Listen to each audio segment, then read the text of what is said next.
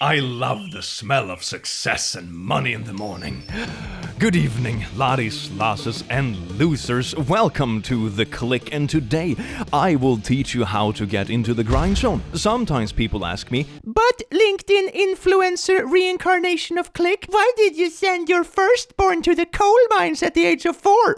well, Karen, how else are you supposed to raise a Sigma grind-set LinkedIn influencer? That's right, you don't. And before you call me insane, just look at my KPIs. Who needs family life and sleep when you have KPIs? Holy shit, I think I almost burst like a forehead vein or something. That's probably good for my brain. Now with the jump scares out of the way. Good evening, laddies, lasses, and lassos. Welcome to The Click. You smell absolutely astounding today, and don't let anyone else tell you otherwise. And that includes LinkedIn influencers. If you thought that intro was absolutely unhinged, well, then you probably are a sane and relatively well-adjusted person. I'm saying relatively because we are on The Click after all, and this clique is kind of quirky sometimes, aren't we? Oh yes, indeed, we like to have fun here. But today we're going to do something absolutely amazing that makes the intro pale in comparison. We're going to look at LinkedIn Lunatics, which is a beautiful subreddit that I have been scrolling through for a while. If you've ever been on LinkedIn searching for jobs or looking at inspirational posts and that kind of stuff, you realize how incredibly unhinged it is. I feel like every single social media platform nowadays is unhinged in its own beautiful ways. Twitter is full of just rage bait and arguing and racism. Facebook is full of like flat earth and Karen groups, and LinkedIn is full of fake inspirational advice and completely unhinged stories that basically make child labor look good. It is absolutely astounding. So let's dig into it together, shall we? Enjoy. Mwah. Oh, and YouTube is obviously amazing because I am here. Unbiased opinion. My kid packed this project last night and forgot to bring it to school this morning. I saw it as we left the house, and it pains me not to remind him. That bitterness as he walked to his classroom was horrible for me to watch, but necessary for him to grow up. I mean, how old is a kid? Like 7 or something. Yeah, Timmy, this is the consequence of you not having your shit figured out. How will you ever be a real alpha male grinder if you... Alpha male grinder, that sounds like something suddenly gay, doesn't it? Carry on. Okay, but there's a spectrum, right? On this side of the spectrum, you have giving your kids everything on a silver platter so they never learn to do anything themselves and they become spoiled brats. And over here somewhere, you have like never support your kids or anything, so they have like freaking abandonment issues and have trust issues and become hyper-independent instead. You know, you can be somewhere in the middle. It's fine. You don't have to pick one. It's not a binary, just like gender. I proposed to my girlfriend this week. Here is what it taught me about B2B sales. My marriage. One of the most important days in my life. How can I make this about my office work? True LinkedIn fashion. Epic. I had to check on LinkedIn if this was real and not a joke. Number 6. Ball. Handling objections. Even after pricing and negotiation, there may be some resistance. Use this time to assure the other party they're making the right decision and will love your product long term. Really? This is some crammed up BS. Oh my god, this is like taking a shit backwards. This is how much crammed bullshit it is. It also sounds like you locked your wife in a basement and just trying to convince them to get married. Just convince them that the product is worth it. I'm already sweating. I just turned 30 and I am worth $19 million. Hashtag humble brag. Here is how I got there. Not to brag. It's like when people say no homo. Like, bro, we've been married for 10 years and you're my husband. What do you mean? But hopefully to inspire you to get there too. I woke up at 4 a.m. every morning for 6 years straight. Great. I started a recruitment agency. Took 2 cold showers per day because that makes your brain smooth. Invested in Bitcoin at 59,000. Engaged with all walks of life. You never know what you learn. Inherited 22 million from my parents because there it is. Oh, this is a beautiful satire post. Post high-value content on LinkedIn. Consistency is key. Execute, execute, execute. Consistency is key in being successful. You see the consistency of having rich parents. It's so easy. Why don't you just do it? If I can do it, you can do it too. Make sure to follow me for more financial advice. I also love the little sneaky detail in this satirical post that they actually just flunked 3 millions. They got 22, but now they're only worth 19. I can suggest an equation that has the potential to impact the future. E equal mc squared plus AI. This equation combines Einstein's famous equation E equal mc squared, which relates energy to mass and the speed of light, with the addition of AI, artificial intelligence. By including AI in this equation, it symbolizes the increasing role of sacrificial healthcare. What? Oh, you know what the most beautiful thing is about this equation, apart from this person obviously flunking both math and physics back in school? It's that for this equation to work, AI would literally be equal to 0. It's so stupid, man. I used to think that if I sold my company for $1 million, I would be made for life. Now I realize selling for $10 million isn't even enough to retire on. $10 million isn't enough to retire on. What sort of lifestyle do you have? Let's say you're 40 and sell your company for $10 million in NYC. Start by deducting federal cap gains, state cap gains, and $100,000 in fees. Oh, you're already down to $6.4 million. Oof, that went quickly. Then let's say you want to buy a house. Average home in NYC is $750K. Now you're down to $5.6 million. Still a lot, right? But you still got 30 plus years left to live.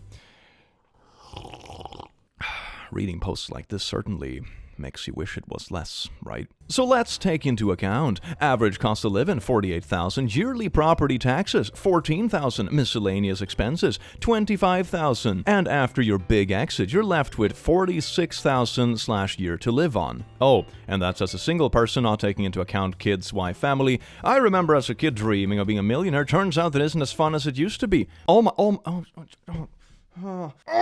Okay, oh my god. Okay, let's get into some very basic stuff here, shall we? If you have 5 million in the bank, 5 million buckaroonies. Right now, last time I checked, you can literally put this in a returns account, right? Which is essentially a risk-free return, so to say. It can change a bit over the years, but last time I checked it was 3.8. It's relatively high right now. So if you just pop this into that kind of account, 5, 1, 2, 3, 1, 2, 3, badoosh, you would get almost $200,000, $190,000 a year in dividend alone, and you haven't even invested it on the stock market. This is just like the return from one of those like currency accounts. I think you can quite easily make life function on $190,000 a year in dividend alone, you know, and that's what you get without touching the actual savings. That's just what builds up on top of it. Come on, fam. Come on, really? Being a millionaire is so difficult. Hey friends and associates, actively looking for a new job ASAP. Was let go from mine today, and any help or direction or contact will be greatly appreciated at this point. Will refrain from talking about the reasons for my departure on social media. Happy to have conversations in private with people. And here's the CEO from the company he was let go from. A pretty unprofessional post, mister. I hope you make better decisions going forward. Was not meant to be unprofessional, nor show it. Not sure how it was either. Oh my god. No, yeah, I don't think that's good PR for your company. Jesus Christ, someone quit and you're like stalking their posts to leave snide comments. Ooh, inspirational leadership. Dom, I am happy to share that I'm starting a new position as deceased at none. There must be a better way to announce this on LinkedIn. Oh my god, like if someone literally passes away, this is an awful way to do it. They're dancing around the cupcake. They're dancing around the cupcake. This is so unhinged and sad. One of the comments was congrats. Oh no, it gave people those like suggestions for generated comments. Congrats, shooting for new heights. Go get him, tiger. Oh. The dude puts himself as investor for every stock he owns. You see, this dude knows how to write a resume. You just fill it up with everything. Investor, Tesla, investor, Microsoft, investor, Apple, investor, Alphabet. This is amazing. You can really make your resume pop if you use a bit of imagination. Hell yeah. Stories on LinkedIn be like, yesterday we had a Zoom meeting and Sanjay was reluctant to turn on his camera. I insisted he did, and we saw that he was presenting from a bed in the ICU where his mother lay dying. He apologized profusely for the inconvenience. I said, don't apologize for being human, Sanjay, and I did not fire him. I just cut his salary. Show compassion to your employees. The bar isn't just low, the bar is literally buried in the backyard. If the bar even existed to begin with. I am traveling for work, and instead of eating a fancy dinner out, I have decided to cook a cheaper meal in the hotel room. A freaking Gordon Ramsay on our hands here. Even though the hotel room did not have a kitchen, I managed to use the coffee machine to cook chicken with butter and garlic. Although my company allows me for expensive dinners while traveling, I wanted to save money because I know that every dollar counts at the P&L. It's the little things that get you promoted. Look at me, getting salmonella on my job trip. Yum. Wouldn't like the cost for replacing broken hotel stuff that you used to, I don't know, cook chicken that isn't made for cooking. How did you clean this afterwards? Maybe this is a good impression of the company. Every time someone from the company has booked the hotel room, the coffee machine is always fried to shit with raw chicken and garlic. I'm not sure if this is good company policy. Cooks chicken in coffee pot to save money. Out large intestine. You can always get a new large intestine. Don't worry about it. Hashtag inspirational LinkedIn. Fam, if your company allows business expenses, just do it. One rule of thumb with running a business is that company expenses are way cheaper than spending your own money, so to say, because it's like before taxes and stuff. It makes sense. That's why it's there, sort of, to make sure employees can be comfortable and accommodated and stuff while they do the necessary work. Sometimes, of course, it goes a bit bananas in certain companies, but you know, that's the idea. You're allowed to have business expenses while traveling. It's kind of expected, fam. I am so grateful for my career. I am not bragging. I see you there in the back. But I just want to thank God. I went from homeless to living paycheck to paycheck, to saving enough money to purchase an excellent internet data plan that allowed me to download this picture. That is really inspirational. Skills and endorsements. Financial analyst, Microsoft Office, investment banking, accomplishment test scores, blood pressure.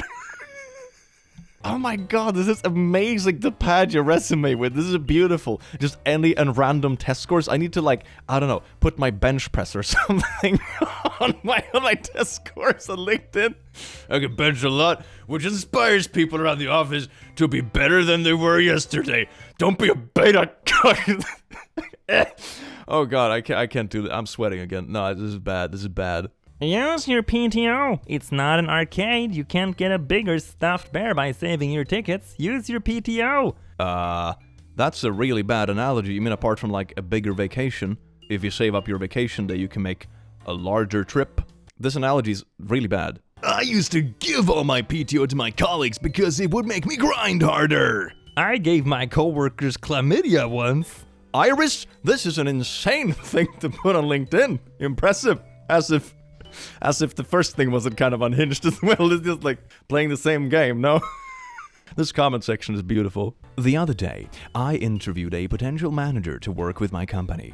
He requested to be paid $40 an hour, to which I replied, "The most I pay anyone initially is $20 until I can trust them." He then went on to tell me about his depth of experience and how he's not in the tryout phase of his life anymore. Then he hung up.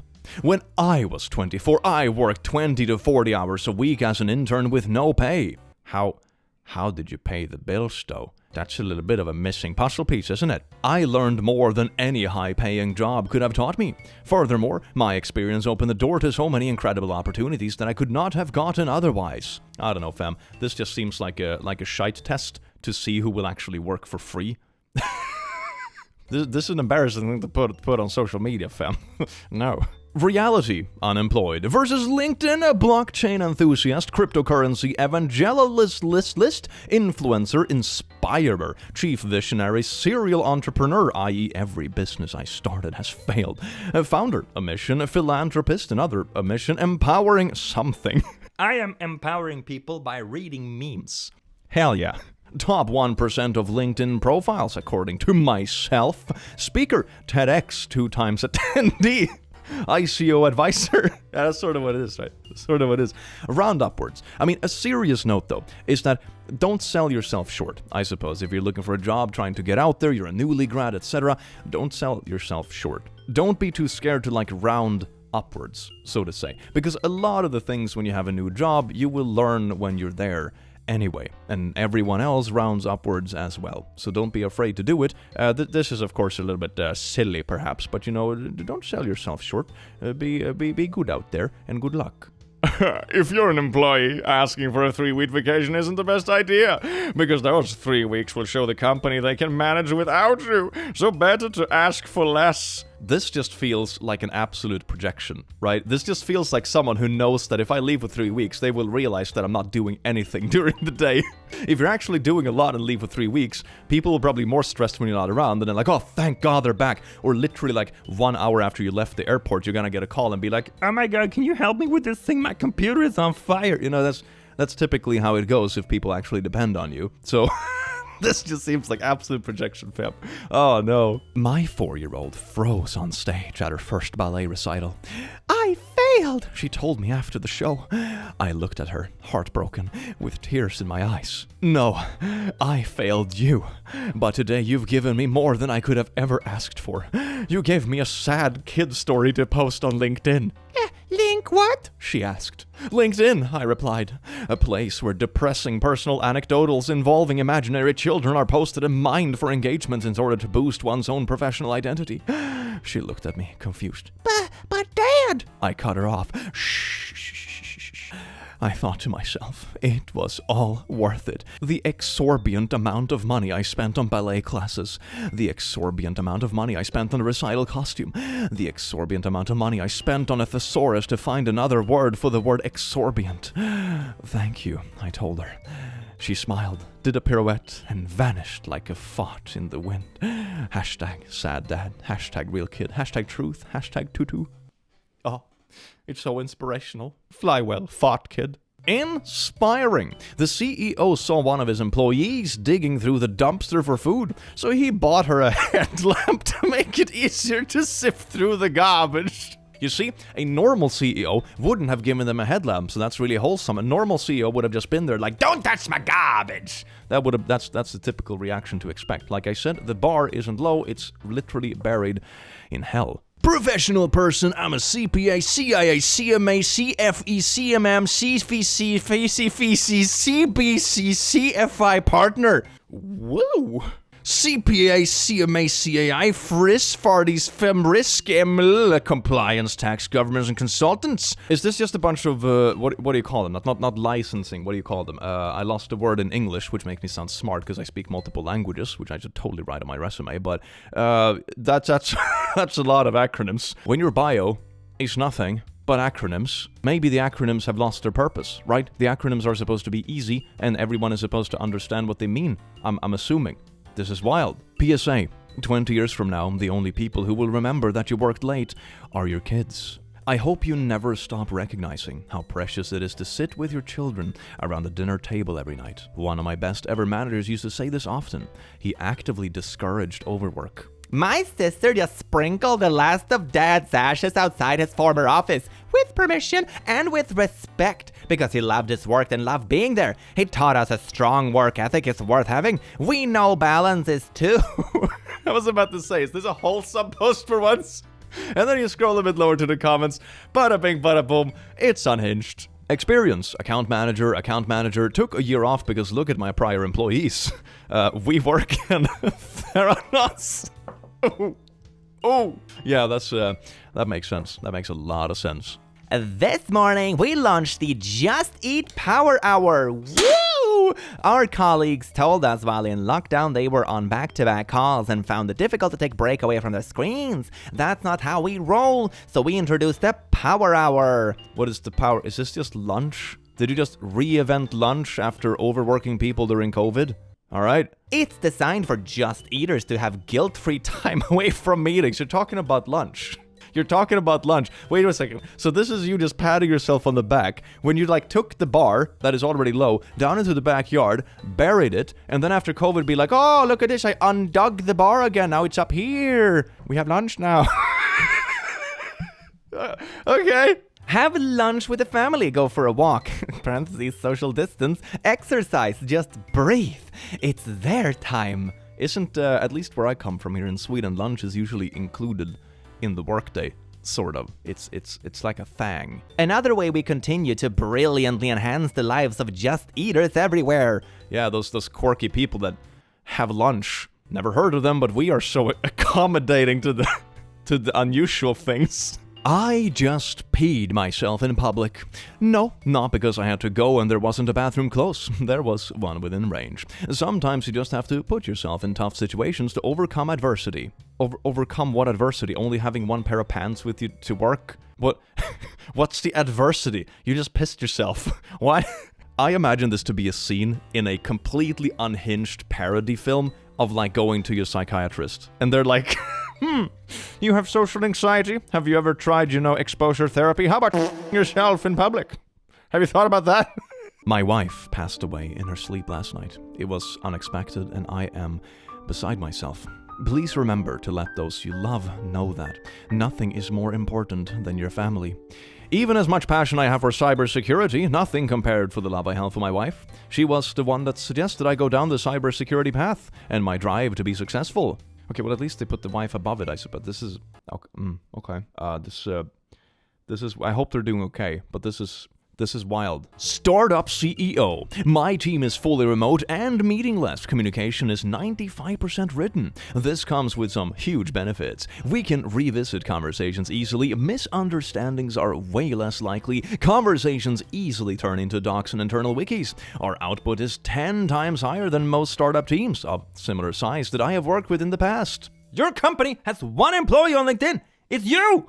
Ooh, I feel that I have such good chemistry with my employees, especially Click.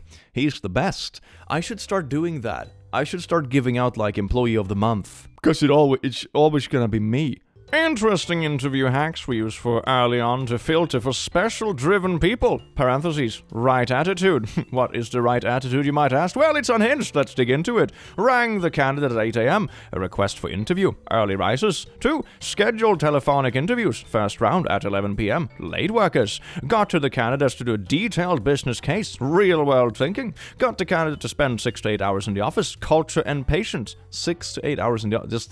Just sitting around for free. Or what? 5. Did in-person interviews at 9 p.m. Long working hours. Oh, so you have to get up at 5, but be there until 9. Great. Regularly did Sunday interviews. Extraordinary commitment. 4 outstation candidates. Outstanding? Maybe? Outstation? Okay. Ask them to show up the next day. Hustle. I mean, this list makes it really easy for me to just not be interested in working at this place. What is this? Having tests for certain jobs is perfectly reasonable depending on what you do. I have done a few tests in my past when I, for example, applied for engineering positions because they're like, hey, do you have the brainicles and engineering background to crack these issues and get into the projects and stuff? And usually it's not like this. You don't spend 8 hours in the office. It takes 45 minutes maybe, tops. That's pretty reasonable, just checking if the person is a good fit for the problem solving they're going to do at the work, etc., etc. Makes sense, right? This is weird. This sounds like, a shite test to see who will put up with the most BS, so you can just push them around or something like that. It's weird, fam. No family and no kids means I can do deals around the clock. Look at me doing deals around the clock. Who took the picture, though? It's not the wife. I'm gonna be honest, fam. Maybe this is just me, but family and work aren't things that are exclusionary, if that makes sense. You don't pick one or the other. If anything, the thought of family, or for example, future kids and that kind of stuff, is part of the reason why I feel driven with working. Just working for myself is yeah, that's fun. And that kind of stuff, building your own thing, etc., etc. But it's what you will do with it for the future, how it lives on, who else you want to support, and build something bigger in your personal life. That's a very big motivator. Having a family means that you work for something, right? Just grinding for the grind feels very soulless. I'm gonna be honest. At least that's how I kind of think about it. Which also means that you have to have a balance, because otherwise life just kind of runs away. Valuable. As a Gen Z, this whole work-life balance thing has never sat right with me. Who are we to demand a work-life balance when we are in our prime working years? These early years of our life should be for grinding and setting yourself up to have a work-life balance in your 30s. This reminds me of a webcomic I read a little while ago. The first frame is a little girl in school being like, when I become an adult, my life will finally start. And then they're sitting in college when they're a young adult and being like, when I become 30, that's when my life will start. And then they're sitting grinding in their 30s and be like, when I retire, that's when my life will start. And then all of a sudden they're just in a hospital bed, wondering where the time went. Life is more than sitting in an office. These early years of our life should be for grinding and setting yourself up to have work-life balance in your 30s, when it actually matters, when you need to have time for your family, your kids and significant other. It is pure entitlement for someone in the early to mid-20s to be complaining about work-life balance. You haven't worked long enough, nor do you have a life that needs balancing. That is some of the most patronizing poo. If I ever had someone at an office telling me, "You're just in your 20s, you don't have a life, there's nothing worth balancing, just be a wage slave," I would probably not work there, fam. I would not work there. What kind of attitude is this? This is disgusting. Thoughts from a Gen Z who is disappointed in the generation they were brought up in. Look at them, they're such a... Are they just a pick-me Gen Z? Is that what this is? It's not a pick-me girl, it's a pick-me Gen Z. No. Mitch. I went to a wedding reception a few weeks ago and 5 people I had never met said, "Are you Mitch from LinkedIn?" The first time I thought, "Oh, wow, what are the odds to run into someone from LinkedIn?" By the 5th time, I had begun to understand the power of building a personal brand. Or, it can just be like basic friend request recommendation algorithms. I have that with Facebook too. I get recommended friends all the time. They're like my neighbors or people I just go to the same events on because there's some algorithm in the back end. They're just like, "Ooh, you probably bumped into this person because they're close to you," because of tracking we totally don't do. So I think that feels a bit more likely. No? Being a Googler means turning work into an adventure, and with our hybrid work model, Googlers are able to work whenever their journey takes them. Look at that. You think you're on vacation? It's flexible work hours. All I see is a bunch of workaholics who are unable to enjoy their vacation. My sympathies. This is something I do nowadays when I run my own little biz with making meme videos, but also before when I worked an office job. Sometimes during very chill weeks, like during the summer when the industry in Sweden slows down, I could work from distance some days during the week without taking out vacation days, which of course made it easier to be in different locations or go along with things without spending all your vacation doing it. And sometimes you would go on vacation and actually take out vacation weeks and then you left your computer at home. This of course varies depending on where you are in the corporate ladder, because sometimes you will get calls whether or not you're on vacation or not. But for people our age, you should be okay with taking a vacation, and you should also be okay with having flexible hours when you can work from distance. For example, if you need to be home and wait for a package, or you have kids, or whatever it is. You can do both. You don't need to exclude them. Human Renaissance entrepreneur, advisor, analyst, engineer, innovator, disruptor, success enabler, investor, futurist. Oh, this sounds like something taken right out of like a garbage speech. It's like, oh, are you a success enabler? Or are you a success disabler? Steve? If you buy just one rental property per year, that cash flow is $500 a month after all expenses, you would make year 1, $6,000, year 2, $12,000 a year. Oh no, it's how many properties. Okay, so one property is $6,000 a year, 2 is $12,000, $18,000, $24,000, and $30,000. Go as fast or slow as you want, just start being an owner. Okay, assuming that, everyone has the cash capital, just buy a property without any loans, mind you, because loans are not counted in this calculation. And on top of that, fam, isn't this a really garbage return on investment? I'm just gonna be honest. Ooh! One of the comments had the exact same thought. Yeah, medium house price in the US right now is $436,000. Although to be fair, if you had an entire house, you would definitely rent it for more than $500 a month. So but still, let's keep reading, shall we? But even if you go to more affordable markets like Texas, it's $314K. So $1.5 million investment to make $30K. A whopping 1.9%. I think the numbers are off. You would charge more than $500 a month for a full house property. This sounds like it's talking about apartment rentals and that kind of stuff. So the numbers here feel a bit off. It would probably be more than 1.9%, but it doesn't sound like it's, beating any kind of just regular index investments or anything, even at that. You can invest your money wiser, and you also don't have to be a landlord poo. That's nice. Yellow flag. If you hire someone and they are not itching to help and dive in prior to their start date. Okay, well, a lot of people might be, though, honestly, if you're just waiting to start working. Or are you talking about, doing it for free?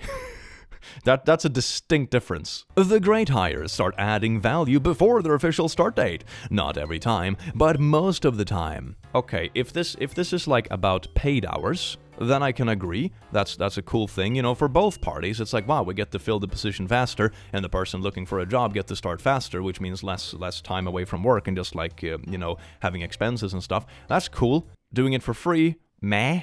I like to watch porn. Something I have never seen on LinkedIn before. Alright, oh yeah, I admit it! And I am sure many of you out there have seen your fair share. But why am I bringing this up? 2 reasons. I don't like this TED Talk. Because no topic is off limits, and because it's important to be aware of indulgences in your life. There are some things that need to be done in moderation. For some, including myself, porn is one of them. This just sounds like a meeting someone tried to be inspirational in that just turned into an HR nightmare. It's not the time and place, fam.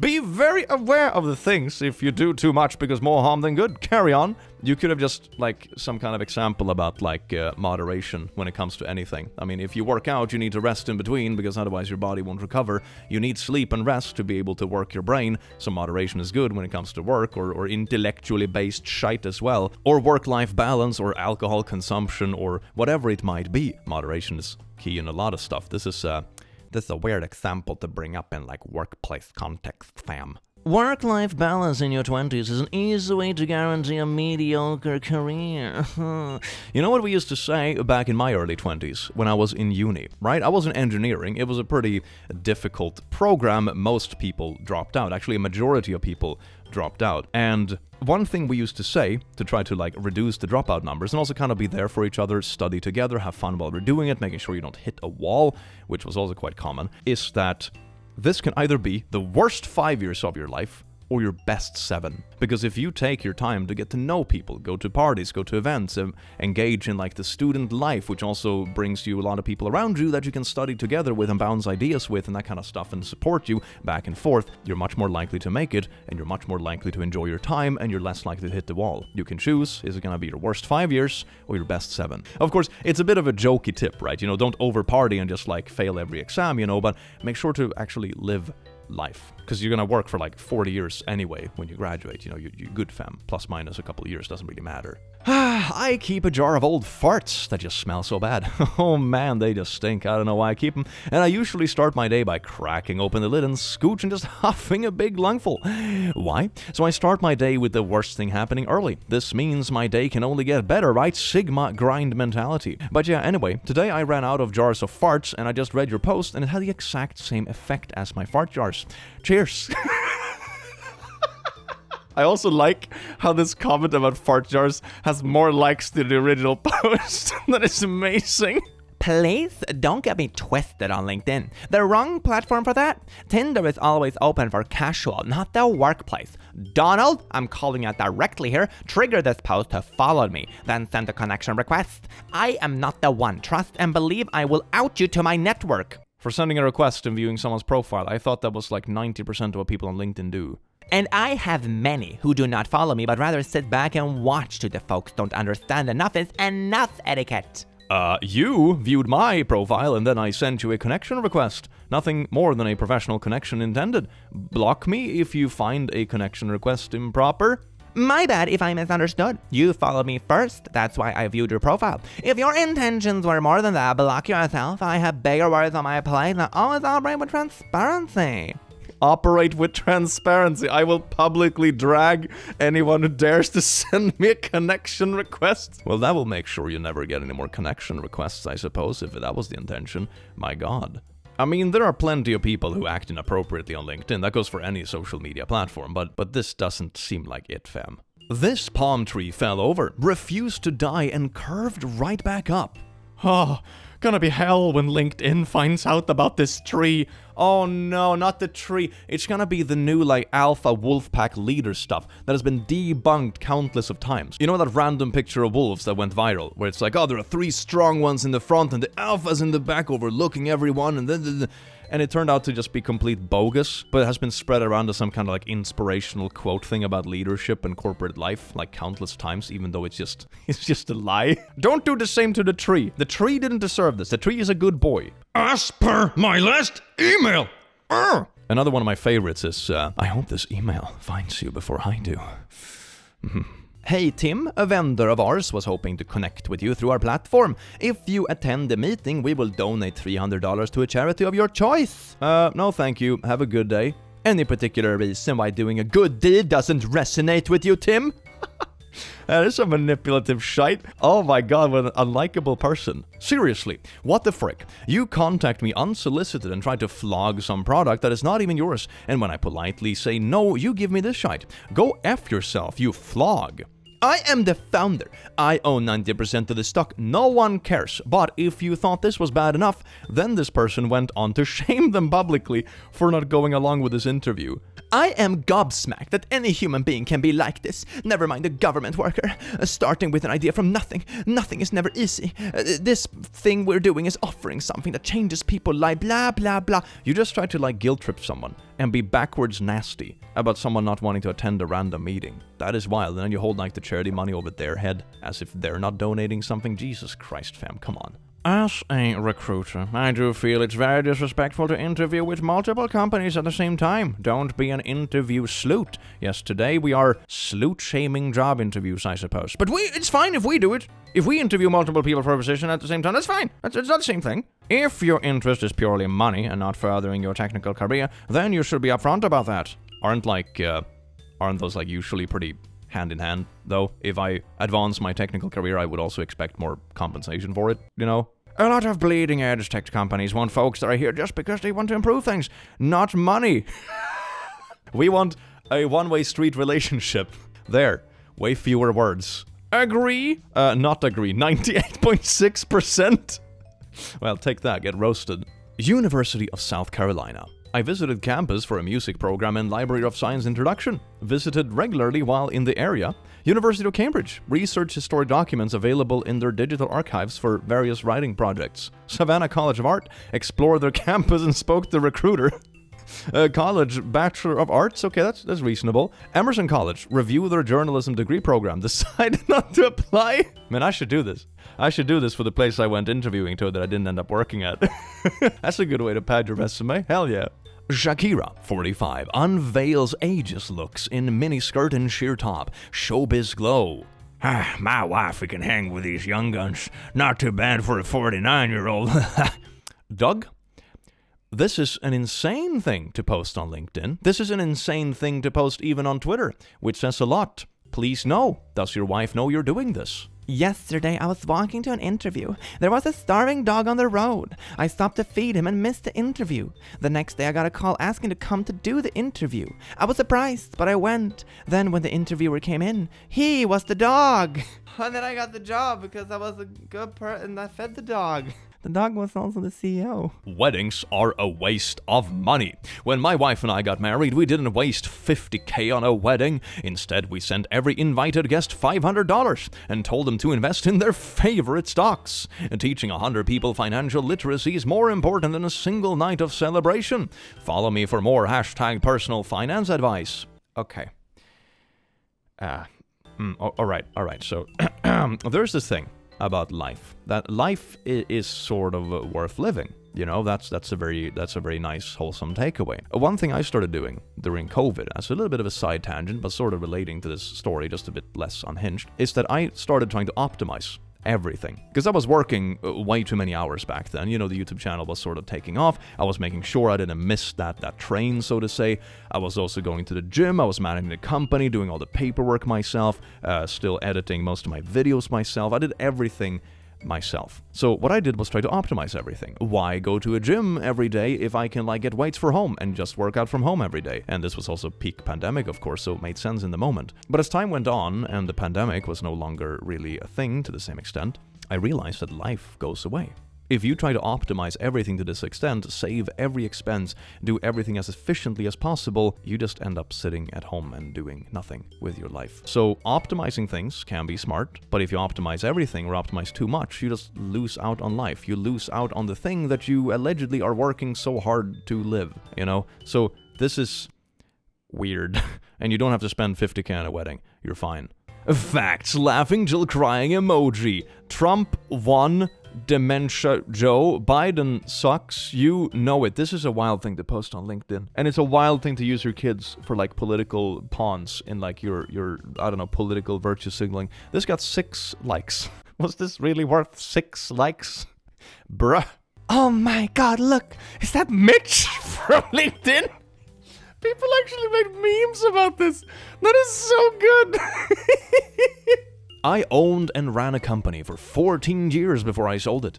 I had a mentor, a fellow CEO, once tell me one of the truest things I was ever told. I asked him why he never had children. He said, "I never needed kids. Here at my company, I have 352 of them. At this company, we're a family or whatever."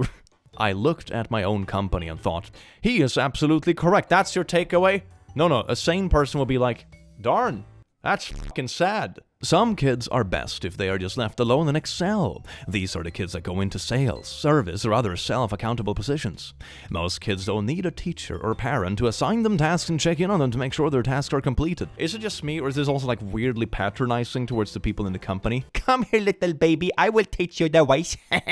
To make all jobs remote is silly. The blah blah blah structure and homework and yada yada. Coworkers are not family, and you're not their dad. A dad cannot fire his kids. A dad will not choose profit over people. A dad will put his children over himself every single time. You, sir, know absolutely nothing about being a dad. That's actually a really good response. Hell yeah. Hinged LinkedIn response. Woo! Look at this guy. He's a millionaire who went homeless as a social experiment. His goal proved that anyone can make $1 million in 12 months with just a phone. The story of Mike and what happened next. Oh, I briefly covered the story in a facepalm, but this is a way more detailed thread, and I think it's perfect for this video. In 2020, Mike made a bold move. He drained his bank account to zero, left his 7-figure business, and went homeless. All to prove that anyone can come back from rock bottom and inspire others. He publicly committed to the challenge. I mean, I can sort of see like the wholesome twist of it, right? But it feels like the whole thing is just made out of spite anyway, because it's basically trying to prove that, if you broke, you just lazy and stupid. Like, that's not a nice conclusion. Like, that's not very helpful. Anyway, let's keep going, shall we? The early days tested Mike's resolve. He slept on benches, battling hunger and doubt. But he knew this was bigger than him. It was for LinkedIn likes. It was about showing others what's possible. Failure wasn't an option. Mike had to find a way no matter how hard it got. The turning point came when a stranger on Craigslist let Mike crash in his RV. Sounds safe and nice. It wasn't much, but it gave... I just had lunch, so I'm very burpy. It's not very professional, okay? Bear with me. At the Click Incorporated, we don't have lunch breaks. How are we supposed to... Okay, let's keep reading before I just get a brain rot from this. It wasn't much, but it gave Mike a chance to regroup and strategize his next move. He used this small window of opportunity to plan his comeback, and wasted no time. Mike got resourceful. He started flipping free items from Craigslist, acting as the middleman for profit. Every dollar went straight to survival. He stacked odd jobs on top, telemarketing, assistant work, delivery. Brick by brick, he was making his comeback. Or so he thought. Rock bottom hit hard when Mike's bank overdrew, and he found himself sleeping in a roach-infested RV. Most would throw in the towel here. For Mike, it only fueled his fire. I mean, honestly, I would also go the route, right? That this proves that to get yourself from rock bottom, in this case, you have to sleep in roach-infested RVs and like completely ignore health concerns or anything like that. That sounds more like, you know, a systematic critique than any kind of inspirational story. I'm gonna be honest. Comfort was the enemy. Was it though? This was the ultimate motivator to turn things around, and fast. To like get comfort back. Okay. A $1,500 marketing gig became Mike's lifeline. He moved into a shared room, saving every penny. Remember the RV kid? Mike bought the vehicle back for $2,000 and asked to repay the favor. With a small safety net, he would finally focus on building something bigger. Mike zeroed in on creating a scalable e-commerce biz. He launched a coffee brand for dog lovers that donated proceeds to animal rescues. Still, he had to juggle this with the marketing clients and blah blah blah. To fund his venture, Mike made bold sacrifices. He rented out his room and lived for free. Okay. Every extra dollar went straight into the business. He was all in, no plan B. Also, a thing that strikes me as this kind of stuff is that he has the experience of how you build a business because he was allowed to build a business in the past. Like, digging yourself up from rock bottom like this might work if you already know how to run a business and you have the experience for free, so to say, from previous experiences. It seems like an odd thing to like prove to people that may come from rocky backgrounds and didn't have the same opportunity like this. Like, it's still a very odd thing, honestly. Finally, he launched the brand. The machine was in motion. But then, a devastating blow. Mike's dad was diagnosed with cancer. His world scattered. He dropped everything to be with his family, but he knew his dad would want him to keep going. So he dug deep, channeled his pain into purpose, and kept building. Failure was not an option. This is really LinkedIn lunacy. At this point, maybe it's time to spend time with your dad. No. Back at it with renewed focus, Mike went full throttle. He implemented subscription model for recurring revenue. He commissioned viral videos to spread the word. Some days, he woke up to hundreds of new orders. This was it. Momentum was building. Then, another crashing setback. 2 severe autoimmune diseases and a tumor left Mike in daily agony. He was running on fumes, barely able to function.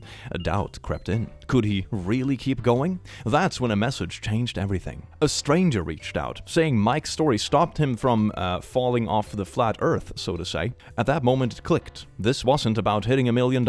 This was about inspiring others and showing them what's possible. Yeah, so not making $1 million, that's not possible. Okay, I guess we ruled that out. Mike couldn't stop now. Too many people were counting on him. Were they though? Like fam? Still, Mike had to cut things short. He made $65K, a far cry from $1 million, but still a massive feat for someone who started from zero. A true achievement, ? Building a viable business in weeks, overcoming poopy odds, touching lives. Money comes and goes, but impact that lasts forever. Honestly, I think the best way I can explain what I find weird about the story and not applicable and perhaps not as inspirational as this person tries to make it out to be is to compare it to, for example, myself starting a new, fresh, secret YouTube channel without using the clout of my old one. That would be a relatively comparable thing to do. And you could argue that, yeah, if I manage to get this channel to grow, I hit the algorithm a little bit, maybe I get the channel partnered, make a bit of money, that's great. I have proven that I can build a new YouTube channel without the clout of my old one. But this still doesn't really prove what this person wants it to prove, because I've had the privilege of working with YouTube for 5 years full time. I know how to do voiceovers with professional microphones, which I've practiced for a long time. I know how to process audio, I know how to do shooting, I know how lights work, I know video editing software. I even know graphics design, how to make thumbnails. I know what pops on the homepage. I know everything there is to know about file management and everything that comes with making video content. And this is something that I have the privilege of knowing because I have worked with it for so long. So trying to spin the story as like, oh, the only reason you're not making it because you're stupid and blah blah blah completely ignores the fact that you have been privileged enough to work with this thing you do for a very long time and you already know the ropes and what avenues you can take. That's why I think the story is kind of weird and it doesn't really promote the message intended. For example, there have been other stories about people that have made secret channels in a way to show that how you can make a channel take off. But this is of course inspirational in the way that you can have big creators make secret channels that do well without using the initial clout and you kind of use it as a teaching moment. But that is still not the same thing as claiming that anyone can do it from scratch just from nothing. And I think that aspect is where this story kind of gets it wrong. It ignores that aspect and pretend that everyone has the same starting point anyway, which they don't really. You still have the know-how, you still have the contacts, you still have the technical knowledge that you acquired through all this kind of stuff, and you got that from the privilege of doing this as a job. So the story is like halfway there, but not really. Not in the way it tries to sell itself. Business class is great, but today we made a pact, and that's by 35 years of age, we will only fly by private jet. Second pact, by age 40, we will own 2 of them. Brothers building generational wealth. And wearing sunglasses indoors. I like how this is so on par with kind of like the whole intro parody. I just thought that was kind of funny. If I had to choose between A, winning $1.2 billion in the lottery, or 100,000 LinkedIn followers, I am choosing option B every time. Never underestimate the power of having a personal brand online. Okay, 100,000 followers, fam. It's not gonna make you $1 billion, okay? Not to brag or anything, hashtag not to brag. In true LinkedIn fashion, I have more than 10 times those followers, okay? I can assure you, good sir, that I don't have $1.2 billion. And I have been doing this for quite a while now. I think you're missing a few zeros, like quite a few of them. I interviewed a candidate recently, and she had her kids running around. Red flag? Not for me. She called me ahead of time to say she needed to reschedule her interview because kids have been sent home from school. I told her that she's comfortable keeping the interview. I don't mind, and yada yada, wholesome life happens. We are humans juggling things. 40,000 likes! Hell yeah, LinkedIn being wholesome, but wait a second, let's keep scrolling, shall we? I interviewed a candidate recently and she had her kids running around. I interviewed a candidate recently and she had her kids running around. I interviewed a candidate recently and she had her kids running around. Ah, I see that cursed copy pastas are not unique to, for example, YouTube comment sections. Isn't that a glorious sight to see? Humanity sucks everywhere. Woo! Boss, we can't afford the pay raise she wants. Then we should pay it. What? Why? If we can't afford her increase, then we can't afford to advertise, interview, hire, pay, and train her replacement. It costs less to keep staff than replace them. That is actually a good one. Hell yeah. This is a good post. 100,000 likes. Well deserved. Hell yes. I even remember that the life hack that we got when we were newly grads as engineers is that you will have your biggest salary spikes when you switch jobs. At least for the first, 3 times or so. If you do it every 6 months, it's gonna, of course, not go that great in the long term, but as a typical rule of thumb. And that's kind of messed up in reality, because you would expect the company you're at to want to keep you and match the offer, but that rarely seems to happen. It's weird. I walked 0.8 miles barefoot in the snow just to get to a meeting. Ooh, sounds like Frostbite Galore. 7 a.m. my car got stuck. If I wanted to make it, I would have to get a 3-hour train, but I was unprepared. I bought a new swanky pair of Louboutins, and 0.6 seconds in I knew I had to take them off, and so I did. Every step was ice cold. I walked 0.8 miles to meet the taxi, got on a 3-hour train, collected my badge, and finally made it. People were shocked, but to me it seemed normal to stop at nothing. And that's exactly the mindset of an entrepreneur. Where most people would have said, I can't, we say, I will get frostbite and amputate my toes. And that, my friends, is the story of how I ended up walking alone barefoot in Switzerland. Ooh, I would not recommend anyone walking literally barefoot through snow for that long. That's not good for you. Invitation, Nova Mia, CEO at Goldman Sachs. Oh, Nova Mia, that Goldman Sachs CEO. What a treat. Hello, I found that your resume and work experience are very rich. You must be a very talented elite. I hope to be friends with you and look forward to your reply.